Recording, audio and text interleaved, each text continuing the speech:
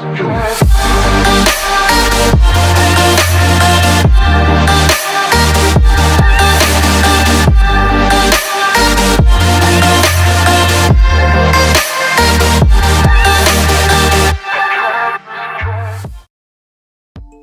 everyone, how's it going? Welcome to part 2 of rebuilding the Tamiya Falcon.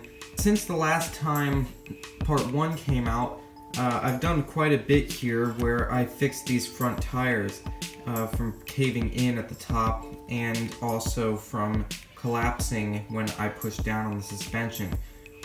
What I had to do is I basically lowered the turnbuckles that are attached to the steering servo, and I lowered those below the steering knuckle itself. So now when I push down, the wheels stay nice and straight, which is much better than it was before.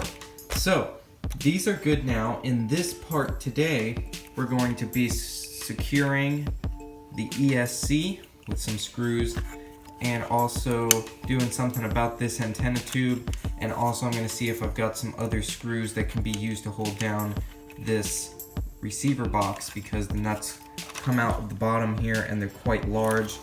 I'm going to try and fix that today, and maybe if we get some time, we'll try and do something about the shock springs. Let's get started.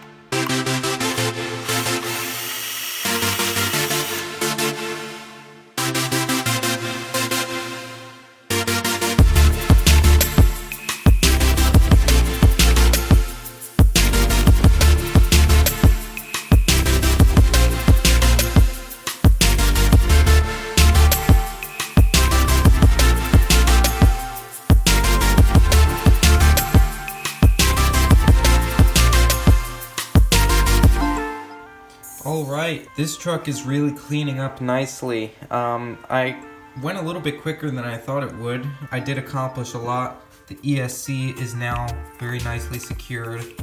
The receiver box has got proper sized screws going through it, and the screws, or the nuts that stick out of the bottom, are much smaller.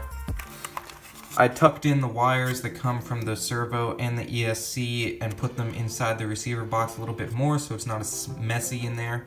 I also secured a brand new antenna tube that is nice and straight and stuck it inside one of these poles that's inside of the chassis. And I also tucked away the motor wires behind this bumper so that way they're a little bit neater as well and don't get caught up in this tire. So I've accomplished a lot so far. I think I'm gonna leave it here for now. In the meantime, before part 3 comes out, I'm probably going to try and figure something out for a battery hold down, and I'll see what I come up with by the next time that part 3 comes out.